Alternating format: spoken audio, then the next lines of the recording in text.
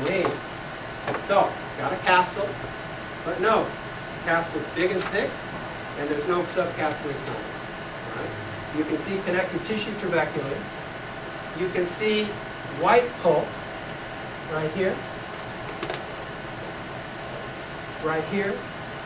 and everything else that's got these white spaces, the sinusoid is what? Okay.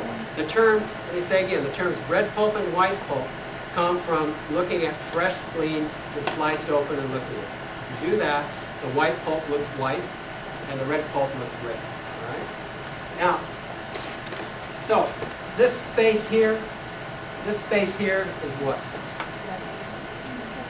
Splenic sinusoid. Okay? The cells surrounding it constitute the what? Splenic core. Okay? Yeah, there are endothelial cells, but that's part of the sinusoid. Splenic core. So, if we look here then, we see lots of sinusoidal space, and that space is defined by the splenic core. So red pulp is equal to splenic sinusoid and the cells that surround it in the splenic core. The white pulp consists of the cells that surround the central artery, and we talk about that cylindrical sheet, which we call PALS, periarteriolar lymphatic sheet, plus what is sometimes called PWP, or peripheral white pulp, but which is just a follicle. Okay? So if you think about my arm, and in the middle of my arm we've got the central artery. The tissue surrounding it would be PALS, right? T cells, like this.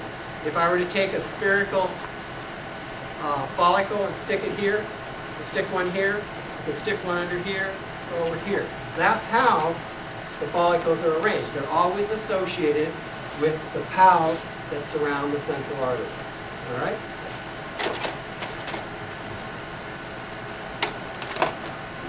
Okay. So this down in here has to be clearly what?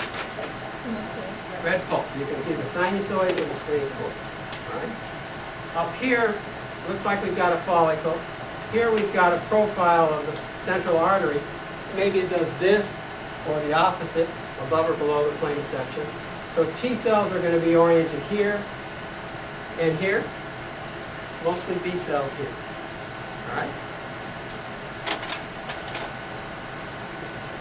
Another shot. So clearly, this is white pulp.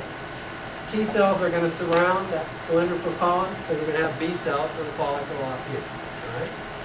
Get out into here, and we're starting to look at red pulp. This really helps with the red pulp. So macrophages, for the most part, are in the red pulp. Right? And more importantly, for the most part, in the red pulp, they're in the splenic core. They're not really in the lumen of the sinusoid. And you can see that quite nicely here. So the absence of a lot of macrophages defines nicely the white pulp. Here's central artery, so we've probably got T cells here, mostly B cells. Last structure we want to cover, thymus. All right? Encapsulated, lobulated, which means the connective tissue kind of is directed inward and separated into the lobule.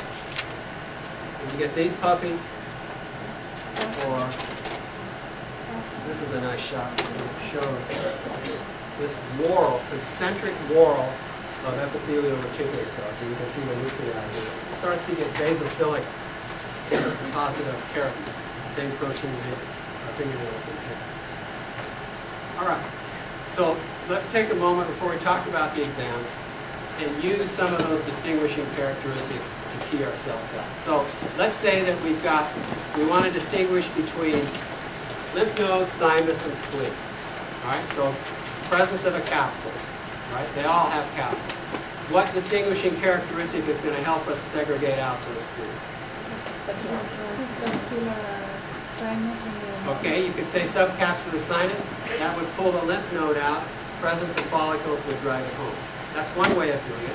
But then that leaves spleen and thymus. How are we going to separate those two guys? Acids corpuscles, and you see it in your home free.